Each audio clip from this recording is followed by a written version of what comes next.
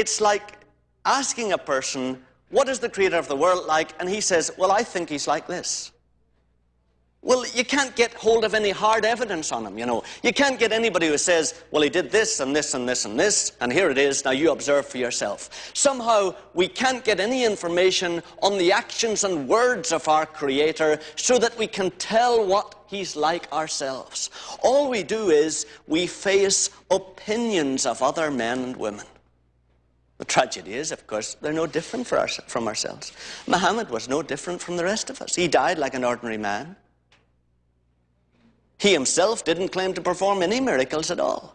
Didn't claim to be in any unique way related to the creator of the universe. The same with Buddha. The same with all the others. Zoroaster, Confucius. We're facing only men's own personal opinions and ideas of what the creator of the universe is like. Until you come to this book. Loved ones, I cannot express sufficiently to you how absolutely unlike all the other books this book is. The other books are subjective accounts of men's mystical visions.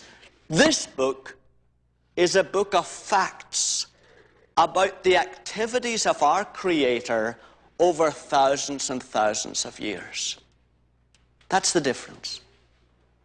I don't know if you really see it, you know, because if you haven't studied closely ancient books, you'll have a feeling, well, this is one like the others. No, this is a history book. Muhammad's Quran is the activities of himself during his lifetime and then of his own mystical visions. This book is almost a year-by-year, century-by-century commentary on the actual actions and words of the creator of the universe.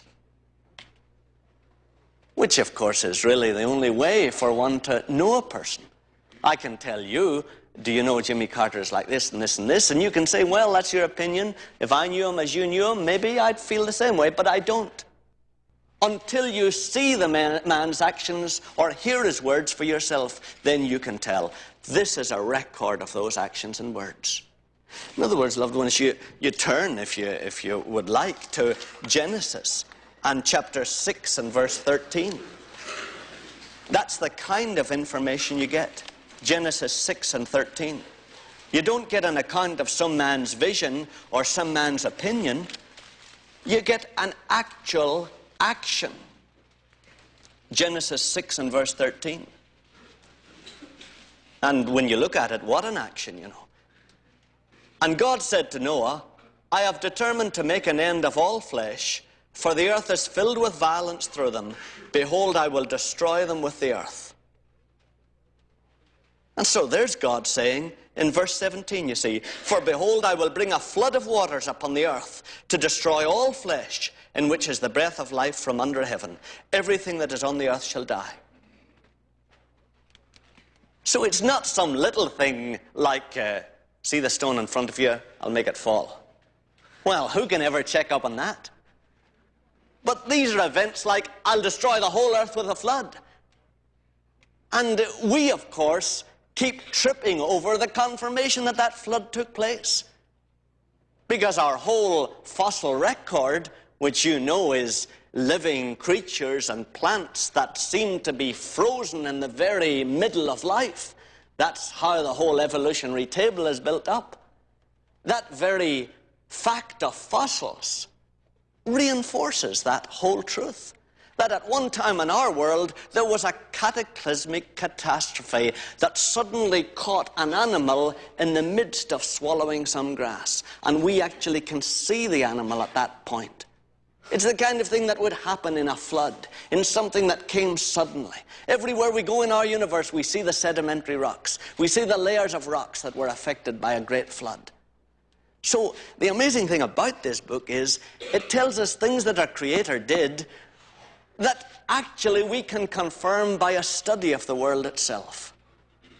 It talks about him leading a whole people out of Egypt through a wilderness for 40 years and then into Canaan. We see by checking up on the Egyptian records, yes, they were there. They were slaves in Egypt. We see that nothing but miracles could keep a people alive for 40 years in that wilderness. Then we see that that people actually lives in that land today.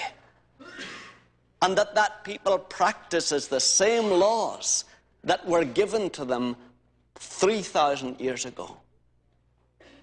In other words, this God says to Moses in 1440, "Thou shalt not covet."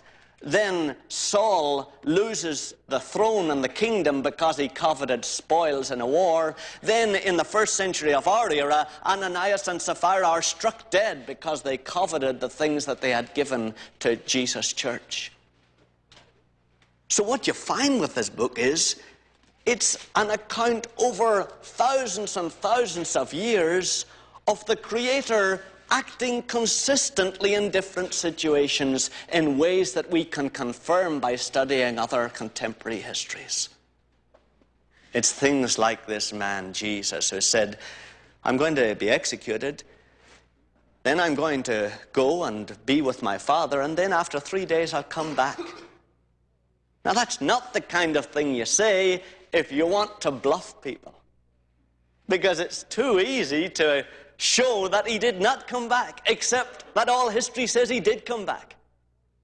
And he lived for 30 or 40 days here on this earth, confirming that what he said about his Father is actually true. So, loved ones, when you come to this book, you come to facts, historical facts, that you can check up on and you can confirm, and you can look at your Creator for yourself and see, he said that to Adam. He said that to Moses. He said that to Abraham.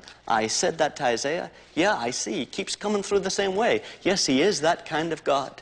Not only he says, but he does.